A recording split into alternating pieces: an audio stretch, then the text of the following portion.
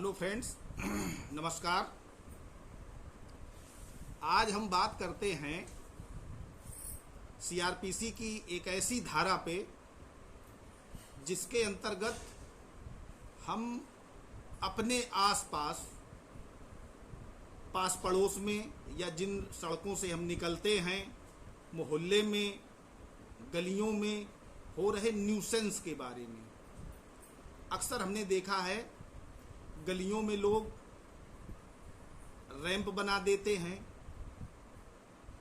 इतनी मात्रा तक बना देते हैं कि आपकी गाड़ी ना निकल सके, या अवैध रूप से बिगड़ी और पुरानी गाड़ियां खड़ी करते हैं।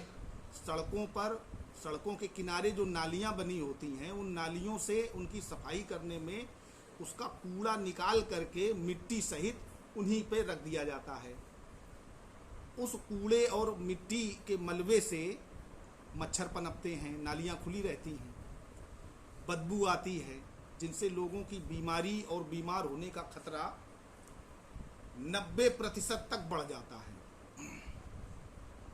कभी कभी हमने देखा है सड़कों पे जा रहे हैं आउट एरिया में, तो उन पे बैरियर लगे हैं, लोग डिमांड करते हैं बैरियर लगा करके, स्पीड ब्रेकर बना देते हैं अनएथराइज तरीके से।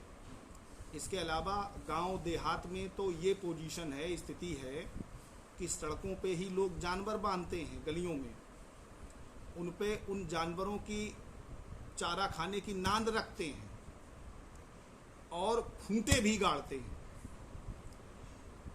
कोई बात अगर कही जाती है, कोई व्यक्ति कहता है तो झगड़े पे आमादा हो जाते हैं, और झगड़ा होता भी है। गांव के अधिकांश 90% झगड़े, 90% झगड़े इसी बात पर हो जाते हैं, ताकि वो न्यूसेंस करेंगे, उसको किसी ने मना किया तो झगड़ा तत्काल नहीं होगा तो किसी और चैनल से होके आएगा। तो साथियों, इस समस्या से निजात पाने के लिए दंड प्रक्रिया संहिता में एक धारा है 133 सीआरपीसी। धारा 133 ये कहती है कि अगर कोई व्यक्ति किसी पब्लिक प्लेस पर कोई न्यूसेंस कारित करता है जिससे अन्य व्यक्तियों को नुकसान कारित हो, नुकसान होना हो, उनका स्वास्थ्य खराब हो, उनको निकलने में बाधा उत्पन्न हो रही हो, तो ऐसे न्यूसेंस को हटाने के लिए वो व्यक्ति बाध्य है।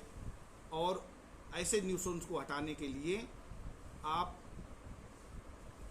कार्यपालक मजिस्ट्रेट को एक प्रार्थना पत्र मूव कर सकते हैं इसी 133 सीआरपीसी के अंतर्गत। और वो कार्यपालक मजिस्ट्रेट जरिए पुलिस, पहले तो पुलिस से रिपोर्ट मंगाएंगे, और रिपोर्ट मंगा करके अगर ये रिपोर्ट में आता है कि वहाँ न्यूसेंस किया जा रहा है, न्यूसेंस किया गया था, तो वो न्यूसेंस या अतिक्रमण, इंक्रोचमेंट हटाने के लिए तत्काल उपरोक्त मजिस्ट्रेट ऑर्डर करते हैं।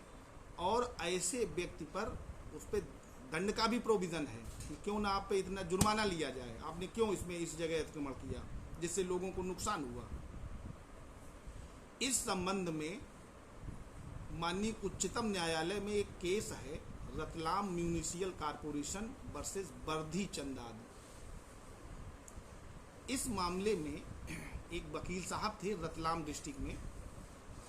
वो वकील साहब जिस कॉलोनी में रहते थे, वहाँ पे मलिन बस्ती जैसी कॉलोनी थी, कुछ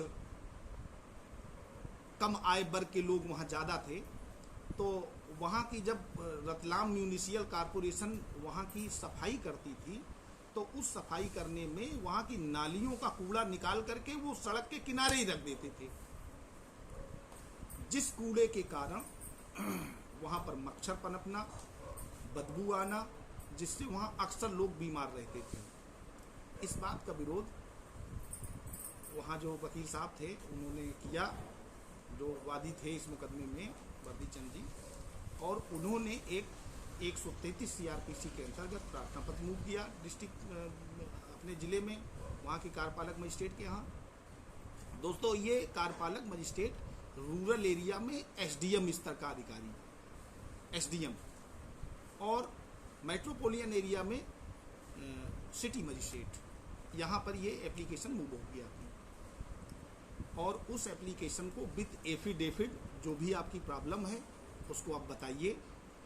जिस थाना क्षेत्र के अंतर्गत, जिस थाना क्षेत्र के ज्यूडिक्शन में ऐसा इंक्रोचमेंट या न्यूसेंस कारित किया गया है, अतिक्रमण किया गया है, उस जगह की पुलिस, लोकल पुलिस से रिपोर्ट मंगाई जाएगी और वो लोकल पुलिस की रिपोर्ट प्राप्त होते ही उसको हटाने को, वैसे 90% देखा गया है कि जब पुलिस से रिपोर्ट ही मंगाई जाती है तो उस रिपोर्ट मंगाने में ही इंक्रोचमेंट हट जाता है ज़्यादातर मामलों में।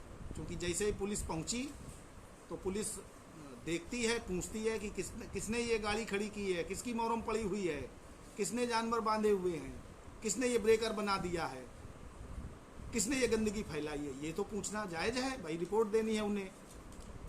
या कोई पुलिस वाला चला गया, उनसे कहता है कि आइए थाने में या चौकी में आपको बुलाया गया है, आपके खिलाफ जांच है, तो ऐसी स्थिति में 99% लोग अपना अतिक्रमण हटा लेते हैं।